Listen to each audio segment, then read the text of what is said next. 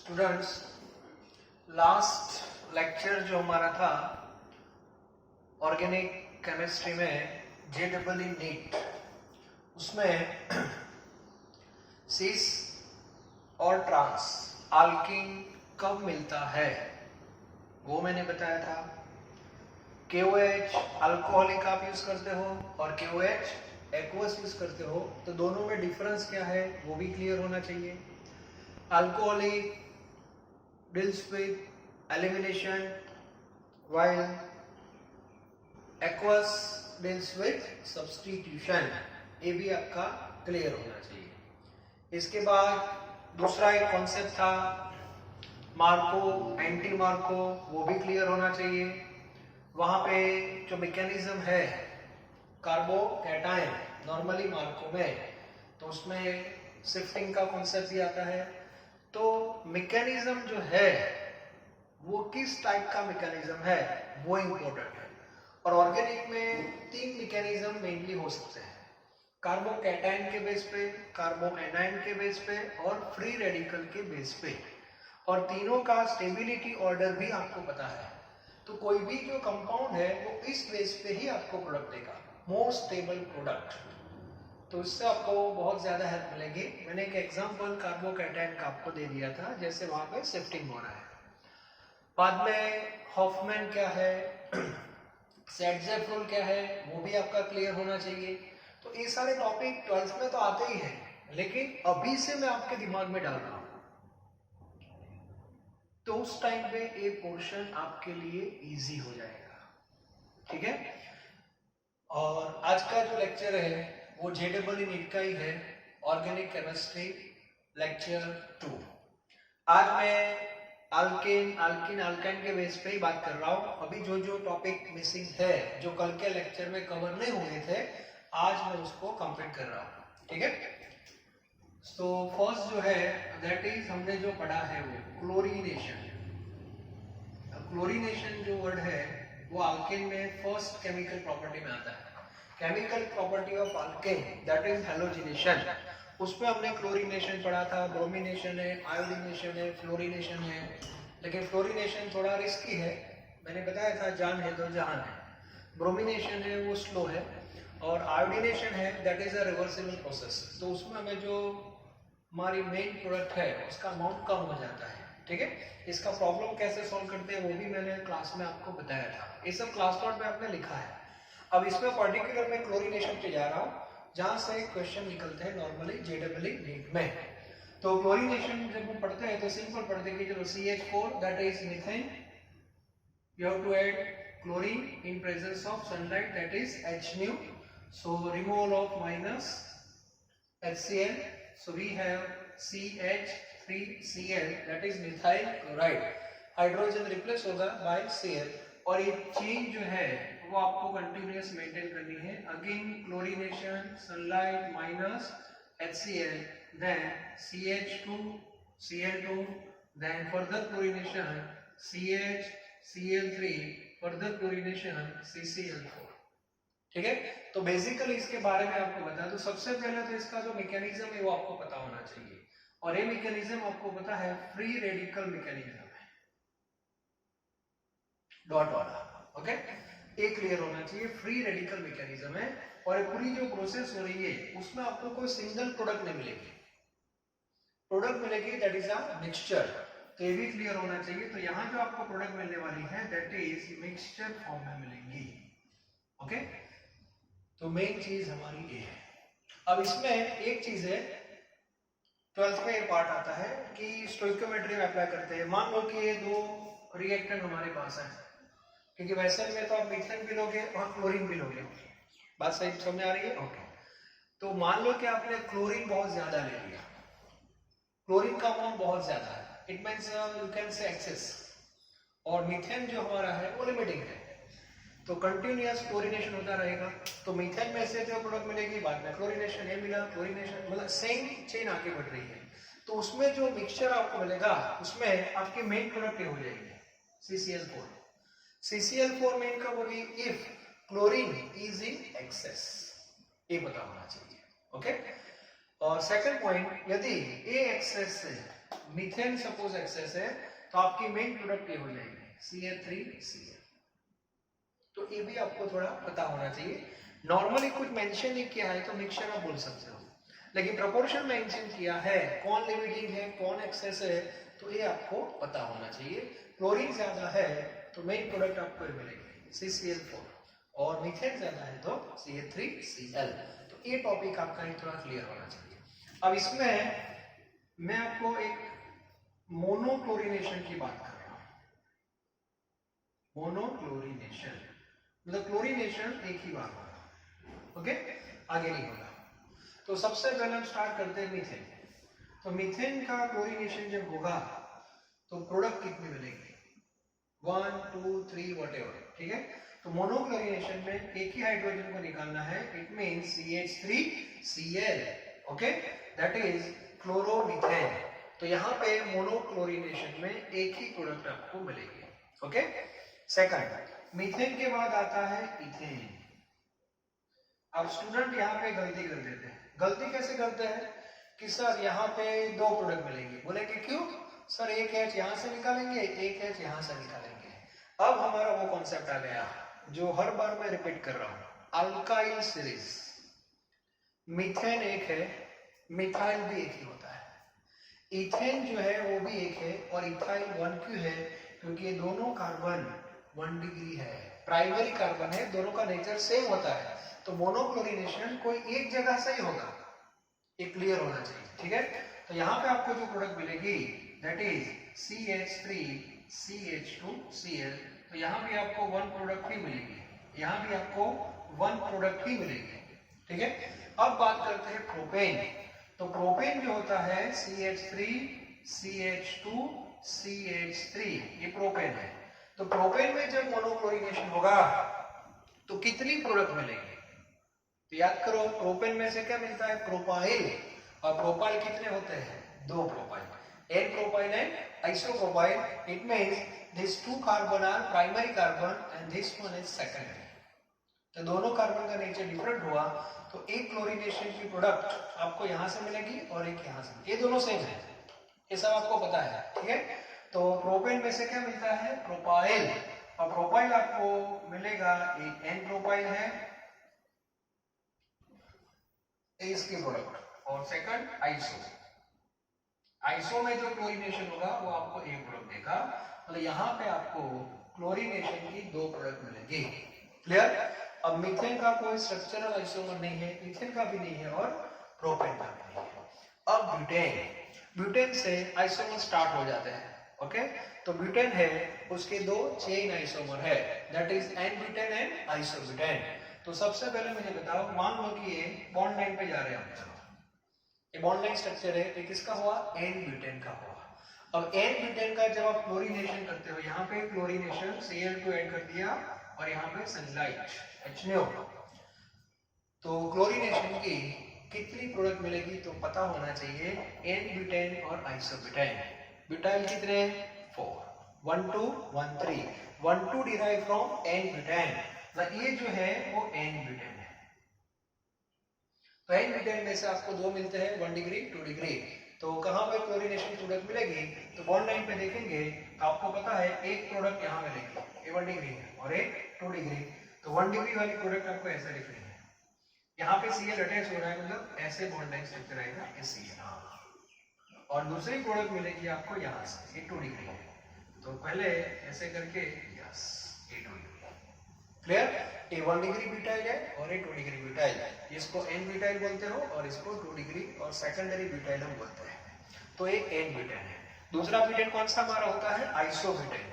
Isobutane जो होता है वो क्लियर होना चाहिए। आइसोब्यूटेन हम कैसे ड्रॉ करते हैं, तो 3 कार्बन ऐसे लीनियर फॉर्म में होते हैं और एक ऐसे ब्रांच में हो रहा है, ठीक है। तो ये जो स्ट्रक्चर है ये आइसोब्यूटेन का है। आपको बॉन्ड लाइन स्ट्रक्चर में भी थोड़ा जोर देना है, बॉन्ड लाइन, हाँ ये भी इजी होना चाहिए। ये CH3 है, ये CH, यहाँ पे CH3 और एक CH3, तो ये आइसोब्यूटेन है, क्लियर। अब यहाँ पे मुझे 2 प्रोडक्ट मिलेंगी, 1 2 1 2 ये आ गई 1 2 और 1 3। अब 1 3 कैसे आएगी वो देखो, तो एक कार्बन कौन सा है, प्राइमरी कार्बन, एक कार्बन भी प्राइमरी, ये भी प्राइमरी, ये तीनों प्राइमरी है, तो किसी एक जगह से आप क्लोरीन हटा सकते हो। मान लो कि हाँ सॉरी हाइड्रोजन, तो यहाँ से मैंने हाइड्रोजन हटा दिया और इसकी जगह क्या ऐड कर दिया, क्लोरीन, तो ऐसे लिख दिया क्लोरीन आ गया। दूसरी प्रोडक्ट जो मुझे मिलेगी वो कहाँ से मिलेगी, 3 डिग्री से मिलती है, तो 3 डिग्री ऑलरेडी हमारे पास है, तो यहाँ पे आप ऐड कर दो किसको, CN को ऐड कर दो, so that is tertiary butyl. तो अब आपको ये कॉन्सेप्ट से क्लियर होना चाहिए। प्रोपेन में से आपको पता होना चाहिए 2 प्रोपाइल मिलती है, तो वहां पे क्लोरीनेशन की 2 प्रोडक्ट मिलेगी, एन ब्यूटेन में से भी 2, आइसोब्यूटेन में से भी 2। बाद में बात करते हैं पेंटेन। अब मुझे बताओ पेंटेन के बारे में पिक्चर क्लियर है कि नहीं। पेंटेन 3 है, याद करो, पेंटेन पेंटेन, और पेंटेन कितने टोटल, 8 कैसे आए थे, 3 4 1, एन पेंटेन में से 3 पेंटाइल, आइसोपेंटेन में से 4 पेंटाइल और नियोपेंटेन में से 1 पेंटाइल। तो एक कॉन्सेप्ट भी आपका क्लियर होना है। Okay, 1 minute, sorry. तो इस बेस पे क्लोरीनेशन के क्वेश्चन JEE नीट में आ सकते हैं। ओके, अब आगे बढ़ते हैं। एक क्लोरीनेशन, इसके बाद हमने पढ़ा था एक वुड्स रिएक्शन। वुड्स रिएक्शन भी ऑर्गेनिक केमिस्ट्री में बहुत ही इंपॉर्टेंट है, जिसमें आपको जो अल्केन मिलता है उसमें नंबर ऑफ कार्बन डबल हो जाता है। तो हमने जो वुड्स पढ़ा था वो भी एक बार देख लो, एक बार वुड्स रिएक्शन। वुड्स रिएक्शन जो है वो RX को कन्वर्ट करता है, RX को कन्वर्ट करता है, किसमें कन्वर्ट करता है, अल्केन में। RX को कन्वर्ट करता है अल्केन में, मतलब RX के कितने मोलेक्यूल्स आपको लेने हैं, आपको पता है 2 मोलेक्यूल्स आपको लेने हैं, और ये प्रोसेस जो हो रही है in presence of sodium with ether. For example as a R आपने लिया CH3Br, how many mole, 2 moles plus 2Na, okay, ether, condition पता होनी चाहिए, ether, so 2Na remove 2Br, so minus 2NaBr, so we have CH3CH3 and that is ethane. So see in reactant is CH3Br, उसके मोल 2 है, याद करो मोल तो है, लेकिन रिएक्टेंट तो कौन है, CH3Br ही है। तो CH3Br में कार्बन कितना है, ओनली 1, और प्रोडक्ट जो है उसमें कार्बन 2 हो गए, तो इसका प्रोपोर्शन है 2:1। ले आपने 200 मोल यूज किए तो अल्केन के आपको 100 मोल्स मिलेंगे। और वुड्स में आप एक बात याद रखना, कौन से 2 कार्बन को कनेक्ट करना है, तो वो 2 कार्बन जहां से हेलोजन निकला वो 2 कार्बन को कनेक्ट कर देना, that is characteristics of Wurtz reaction. अब इसमें आपको अल्केन कौन सा मिला, इथेन, इस दोनों से हेलो अल्केन है, इसको हेलो अल्केन बोलते हैं, अल्काइल हैलाइड। अब मान लो कि आपने डिफरेंट RX यूज किया, डिफरेंट RX, दूसरा यूज किया आपने CH3CH2Br, चलो अब क्या होगा, अब आपको पता होना चाहिए जो वेसल है हमारी, ये वेसल, इसमें 2 टाइप के मोलेक्यूल है, one that is CH3Br, second that is CH3CH2Br। यहाँ पे CH3Br ए टाइप के मोलेक्यूल है। अब मुझे बताओ इसमें जो आपको प्रोडक्ट मिलेगी वो सिंगल प्रोडक्ट नहीं होगी, दैट इज अ मिक्सचर। उसका रीजन क्या है, रीजन बहुत सिंपल है, CH3Br जो है, CH3Br उसका कॉम्बिनेशन CH3Br के साथ होगा कि नहीं, हो सकता है, वेसल में सब साथ में है, तो CH3Br का कॉम्बिनेशन CH3Br के साथ हुआ तो आपको प्रोडक्ट मिलेगी CH3CH3, और ए कॉम्बिनेशन में कितने Na यूज हुए, 2Na, याद रखना, क्योंकि 2NaBr हुआ कि नहीं। ओके, सेकंड कॉम्बिनेशन बनेगा इन दोनों का, ये भी एक पॉसिबिलिटी है, bromo ethane plus bromo ethane, तो वहां भी 2Na यूज होंगे, यहां भी 2Na यूज होंगे, यस, 2NaBr वहां से भी निकलेगा और प्रोडक्ट मिलेगी आपको CH3CH2CH2CH3, that is butane. ACH2 और इसका CH2 ऐसे कंबाइन हो जाएंगे, ओके, तो हो गया आपका ब्यूटेन। एंड थर्ड पॉसिबिलिटी, ये कॉम्बिनेशन भी हो सकता है, तो यहां भी 2Na यूज होगा, मैं बैलेंस कर रहा हूँ। हाँ, तो यहाँ जो प्रोडक्ट मिलेगी आपको उसमें मिथाइल का कॉम्बिनेशन इथाइल के साथ होगा, तो methyl plus ethyl that is propane, not propyl, yes propane. तो आपको ये 3 प्रोडक्ट मिलेगी। अब मुझे बताओ टोटल यहाँ पे ये जो रिएक्शन को बैलेंस कर रहे हैं Na कितने यूज हुए, ए पेयर में 2Na, ए पेयर में 2Na और ए पेयर में 2Na, मतलब टोटल यहाँ पे 6Na यूज हुई। क्लियर? सेकंड CH3Br कितने यूज हुई है, तो एक 2 यहाँ पे यूज हुई है और एक यहाँ पे, मतलब टोटल कितने यूज हुई है 3 और ये भी 3, तो यहाँ पे -6NaBr। So this is a Wurtz reaction. Clear? ये बहुत इंपॉर्टेंट है। बाद में एक साइक्लोन हम जा रहे हैं, मैंने क्लास में बताया था आपको, CH2 CH2 CH2 CH2, इसको बोलते हैं साइक्लोब्यूटेन। अब यहाँ पे मैंने एक Br यहाँ पे लिया हुआ है हाइड्रोजन को निकाल के, और एक Br मैंने यहाँ पे लिया है। ओके, ये साइक्लो है, एक ही है। अब यहाँ पे मैंने 2Na यूज किया, -2NaBr। क्लियर? Yes, -2NaBr। अब प्रोडक्ट क्या मिलेगा वो इंपॉर्टेंट है, चलो मुझे बताओ। अब 2 Br तो आपके चले गए, तो CH2, यहाँ पे CH2 हो गया, CH हो गया, यहाँ पे CH2 हो गया। अब मुझे बताओ मैंने क्या बताया अभी, कौन से 2 कार्बन कनेक्ट होते हैं, तो अभी मैंने बताया जहां से 2 हेलोजन निकलते हैं और वो 2 कार्बन ही कनेक्ट होते हैं। तो यहाँ से कौन से हेलोजन निकले, एक ABr और एक ABr। इसका मीनिंग हुआ ये 2 कार्बन कनेक्ट हो गए, क्योंकि अभी देखो वैलेंसी कंप्लीट नहीं हो रही है, तो यहाँ पे ये दोनों के बीच में बॉन्डिंग हो जाएगा, and that is important reaction. JEE वाले इस फॉर्म में नहीं देंगे, इस फॉर्म में थोड़ा पता चल जाता है, वो नॉर्मली बॉन्ड लाइन स्ट्रक्चर पे वर्क करता है, ऐसे देखिए साइक्लोब्यूटेन है, यहाँ पे लिखा है Br, यहाँ पे लिखा है Br, ये दोनों सेम ही है, यस, प्लस 2Na -2NaBr। तो ज्यादातर स्टूडेंट ए प्रोडक्ट लेके आ जाते हैं, बस हो गया साइक्लोब्यूटेन। दिमाग क्या चलाएंगे, बस Na 2 Br यहाँ से चले गए, फिनिश, और एक प्रोडक्ट आ गई। सर पेपर इजी था और ऑप्शन ए होगा, याद रखना। तो करेक्ट आंसर ए नहीं है, करेक्ट आंसर बी है, लाइक दिस, यस। क्लियर? तो इस बेस पे वुड्स रिएक्शन आपको पढ़ना है। वुड्स के बाद दूसरा एक रिएजेंट मैंने बताया था, that is called Grignard reagent. Okay, उसके बारे में भी अभी से ही माइंड में सेट कर दो कि ग्रिग्नार्ड रिएजेंट एग्जैक्टली क्या है। GR, इसका शॉर्ट फॉर्म क्या है, GR, ग्रिग्नार्ड रिएजेंट। तो आपका वुड्स हो गया क्लियर। वुड्स किसके लिए वो पता होना चाहिए, RH को अल्केन में क्या करता है, कन्वर्ट करता है। कोई भी प्रोसेस आप पढ़ते, मान लो कि आपने मार्कोनिको पढ़ा, तो मार्कोनिको किसके लिए वो भी पता होना चाहिए।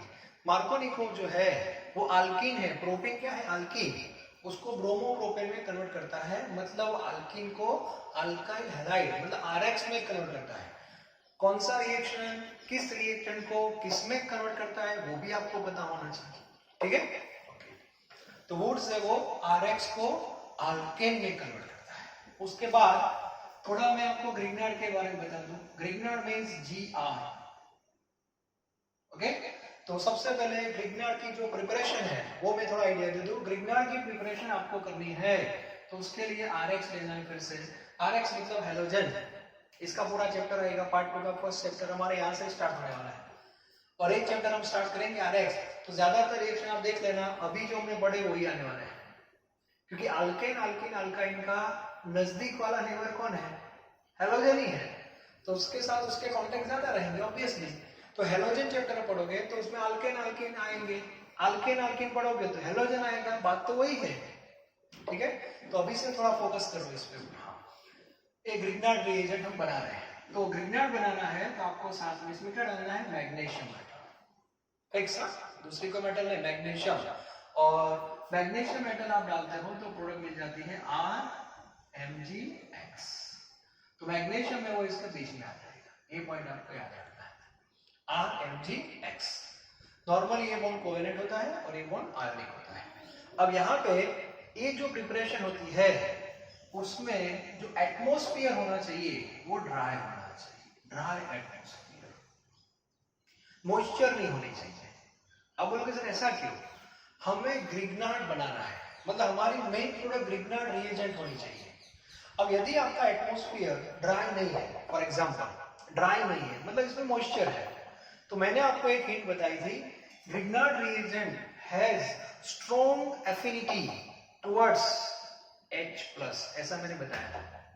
ग्रिग्नार्ड जो है, जैसे सल्फ्यूरिक एसिड पानी को देख के पागल हो जाता है, वैसे ग्रिग्नार्ड रिएजेंट H+ को देख के पागल हो जाता है। बस एक कॉन्सेप्ट याद रखना मेन है। मतलब आपने मॉइस्चर वाला एटमॉस्फेयर यूज किया तो ग्रिग्नार्ड का ये जो R है इमीडिएटली यहां से निकल जाएगा और H के साथ कंबाइन हो जाएगा, और R मतलब सपोज मिथाइल CH3 और H ऐड हो गया, methyl plus H that is methane, and methane means alkane. बस समझ आ रही है? हाँ, इसीलिए एक पॉइंट भी याद रखना कि ग्रिग्नार्ड रिएजेंट की जो प्रिपरेशन है that is in dry atmosphere, that is very important. और ये कॉन्सेप्ट जो है हम रिएक्शन में अप्लाई कर सकते हैं। For example as a R आपने CH3 लिया, CH3MgBr फॉर एग्जांपल, ओके। आप उसके कांटेक्ट में वाटर को लाते हो, आपको पता होना चाहिए वाटर के पास क्या होता है, H+ और H-, और अभी मैंने बताया कि ग्रिग्नार्ड का जो R है उसको H+ के साथ स्ट्रॉन्ग अट्रैक्शन है कि नहीं, तो दोनों कंबाइन हो जाएंगे और आपको मिलेगा methane. So this is the preparation of alkane, you can से, क्लास में लिखा है, ग्रिग्नार्ड से आप अल्केन बना सकते हो, ठीक है। और बाय प्रोडक्ट जो आपकी बनेगी उसमें मैग्नीशियम की वैलेंसी क्या होती है, +2, तो +2 के साथ क्या आना चाहिए, -2, तो Br क्या है, -1, OH भी क्या है, -1 है, तो MgOH और Br एक बाय प्रोडक्ट हो जाएगा। अब मुझे बताओ केमिस्ट्री में ऐसे कौन कौन से कंपाउंड है जो इजीली H+ डोनेट करते हैं या तो रिलीज करते हैं, तो वाटर ले सकते हो कि नहीं, वाटर ले सकते हो, एसिड ले सकते हो, अल्कोहल ले सकते हो। मान लो कि आपके पास अल्कोहल है CH3OH, तो एक बॉन्ड पोलर होता है तो यहाँ से ब्रेक हो जाएगा, तो यहाँ से मिलेगा आपको H+, तो यहाँ भी आपको मीथेन ही मिलेगा। और बाय प्रोडक्ट आप लिख सकते हो MgOCl3 और Br, तो ये पार्ट भी आपका क्लियर होना चाहिए रिलेटेड विद ग्रिग्नार्ड। तो ग्रिग्नार्ड के बारे में इतना पहले क्लियर होना चाहिए। और इन फ्यूचर याद रखना ग्रिग्नार्ड में ये रिएजेंट है, ग्रिग्नार्ड जब भी कोई रिएक्शन में पार्टिसिपेट करेगा इन फ्यूचर तो कौन सा बॉन्ड ब्रेक होगा, मैं अभी से क्लियर कर देता हूं, ए बॉन्ड यहां से ब्रेक हो जाता है बस, और फिशन होता है हेटेरोलिटिक, हेटेरो मतलब प्लस और माइनस, कौन सा प्लस कौन सा माइनस याद कैसे रखोगे, मैग्नीशियम मेटल है, मेटल ऑलवेज इलेक्ट्रोपॉजिटिव, तो ए पार्ट हो जाता है पॉजिटिव, ठीक है, और ये पार्ट हो जाएगा नेगेटिव। मतलब ग्रिग्नार्ड में जब बॉन्ड ब्रेक होगा तो R जो है दैट बिकम्स नेगेटिव और R माइनस होता है, इसलिए प्लस के साथ वो कंबाइन हो रहा है। इतना भी आपका क्लियर होना चाहिए, ओके। इसके बाद एक रिएक्शन पढ़ा था हमने ओजोनोलिसिस, हाँ अब इसकी बात कर देते हैं, ओजोनोलिसिस। ओजोनोलिसिस से वो अल्कीन में आता है और उससे हमें अल्डिहाइड, कीटोन ये सब प्रोडक्ट मिलते हैं। तो फर्स्ट हमारा अल्कीन कौन सा था, first alkyne ethene, CH2 double bond CH2। Ozonolysis में फिर से एक बार देखो, ये लोग एग्जाम में ऐसे क्वेश्चन करते हैं, डिटेल में तो हमने पढ़ाई है, डायरेक्ट लिखेंगे यहाँ पे O3, मतलब फर्स्ट स्टेप में O3 ऐड किया जिसके ओजोनाइड मिलता है, और सेकंड स्टेप में जिंक और वाटर ऐड किया है, तो फाइनल इसमें से पेरोक्साइड निकल जाता है H2, ठीक है। अब ओजोनोलिसिस में ओजोन ऐड करना है, मतलब ओजोन के पास 3 ऑक्सीजन है, ठीक है। फर्स्ट स्टेप में जब ओजोन आप ऐड करते हो तो तीनों ऑक्सीजन सेट हो जाते हैं, कहां पे सेट होते हैं आपको पता है, ठीक है। और इसके लिए मैंने ए बॉन्ड ब्रेक किया था, डबल बॉन्ड, और डबल बॉन्ड ब्रेक करने से CH2 और ये दो CH2 सेपरेट हो जाता है, और 3 ऑक्सीजन को हमने ऐसे सेट किया था, ऐसे like house. This is one type of addition, okay. अब सेकंड स्टेप जो हमारा था जिंक वाला, उसमें H2 ऐड किया, तो H2 एक ऑक्सीजन को लेके निकल जाता है, कौन सा ऑक्सीजन, ये वाला, यस, इसीलिए बॉन्ड यहां से ब्रेक हो जाता है। और ए पार्ट सेपरेट हो गया, ए पार्ट में सेपरेट हो गया, CH2 और ये हो जाएगा डबल बॉन्ड, वैलेंसी कंप्लीट करना है, ये बॉन्ड क्या हो जाएगा डबल बॉन्ड, और ये भी डबल बॉन्ड। तो इसका मीनिंग क्या हुआ, शॉर्टकट क्या हुआ, आपको इस चक्कर में नहीं पड़ना है, ठीक है। तो फाइनल प्रोडक्ट आपको लिखनी है तो वो मेथड आपको पता होना चाहिए, ओके, क्योंकि जी नीट में हमारे पास टाइम बहुत कम होता है। तो ऐसा आपने देखा, मतलब ओजोन एनालिसिस का पिक्चर क्लियर हो गया। इंस्टेंट आपको ये डबल बॉन्ड ब्रेक कर दो और 3 ऑक्सीजन भूल जाओ, 2 ऑक्सीजन कहां अटैच करोगे, एक यहाँ पे एक यहाँ पे, और वो भी डबल बॉन्ड के साथ CH2 double bond O plus CH2 double bond O, methanol methanol, clear. तो ये आपका क्लियर होना चाहिए, ये ओजोन एनालिसिस है। बाद में CH3CH डबल बॉन्ड CH2 इसको बॉन्ड ब्रेक कर दो तो प्रोडक्ट क्या मिलेगी, CH3CH double bond O plus CH2 double bond O, ये मीथेनॉल है और ये इथेनॉल है, तो इसको बोलते हैं ओजोन एनालिसिस, क्लियर। तो डिटेल में क्लास में करवाया है मैंने, ओजोन एनालिसिस भी आपका क्लियर होना चाहिए। उल्टा भी कर सकते हो, ये दोनों दिए हैं और आपको ये फाइंड करना है, तो ज्यादा दिमाग नहीं लगाना है, ये 2 ऑक्सीजन को निकाल दिया और ये 2 कार्बन को अटैच कर दिया, फिनिश हो गया।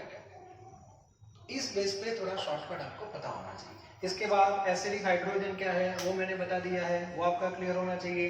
डीकार्बोक्सिलेशन एक पढ़ा है हमने, उसमें सोडा लाइम ऐड करते हैं, तो डीकार्बोक्सिलेशन जो होता है उसमें CH3COOH है, उसको आइडेंटिफाई कैसे करोगे, NaOH प्लस CaO, तो इस CO2 निकाल दो बस। तो ये भी अल्केन का प्रिपरेशन है, ये भी क्लियर होना चाहिए, कॉलबैक क्लियर होना चाहिए। इन शॉर्ट जेडबल नीट में इस बेस पे जो इंपॉर्टेंट रिएक्शन है उसके बारे में ज्यादा आता है, ठीक है। तो अल्केन, अल्कीन और अल्काइन ये तीनों सेक्शन आपके कंप्लीट हो गए। कौन कौन से पॉइंट पे ज्यादा जोर देना है वो भी आपका क्लियर होना चाहिए। अब आप पढ़ोगे तो आपके लिए इजी हो जाएगा, ओके। आगे भी पढ़ते रहेंगे, लेकिन मैं आपको बता रहा हूं कि आपको ऐसे जाना है, ठीक है। तो अब नेक्स्ट लेक्चर हमारा स्टार्ट होगा एरोमेटिक हाइड्रोकार्बन से। अब आपका बेंजीन आने वाला है और वो पूरा एरिया अलग है, एरोमेटिक और ये सब एलिफेटिक में आते हैं, दोनों डिफरेंट है, clear. Thank you very very much.